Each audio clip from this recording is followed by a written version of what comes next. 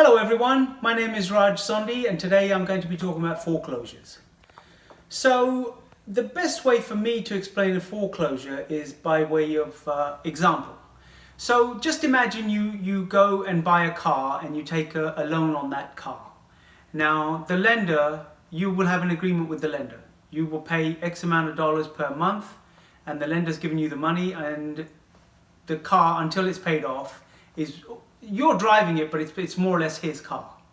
So, and in the event that you don't pay for the car on a monthly basis, they'll let you slide maybe a month, but 2 months and 3 months they start to take action.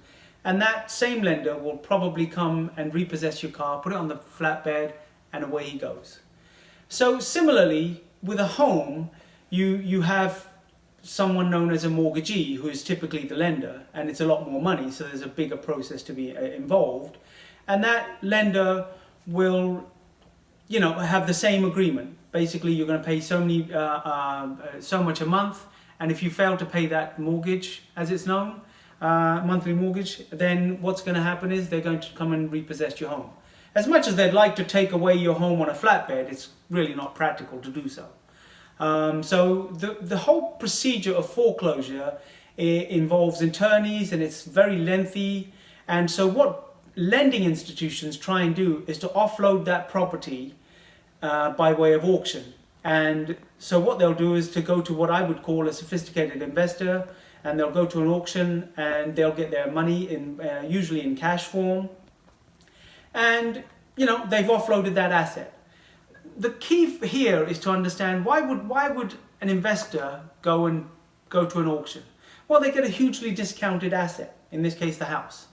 And for the mortgagee, which is the lender, they get to offload that. They're not in the business of hoarding houses. They're in the business of making money off of lending you money.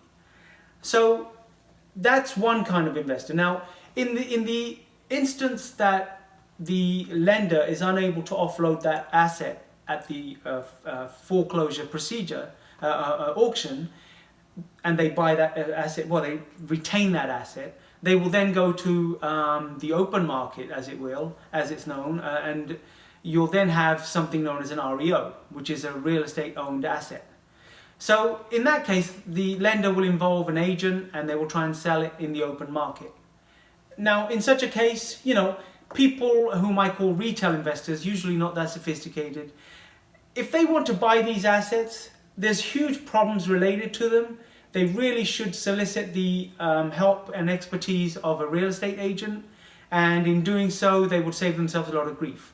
Now, why would a retail investor try and buy this? Well, again, for the same discounted price, they can usually get something known as a 203k loan, a bigger procedure involved with that for a different video. So I hope that's given you some insight, and for my next video, I'm going to be talking about small repairs that bring you huge dividends before listing your home. So I shall look forward to seeing you then. Bye-bye.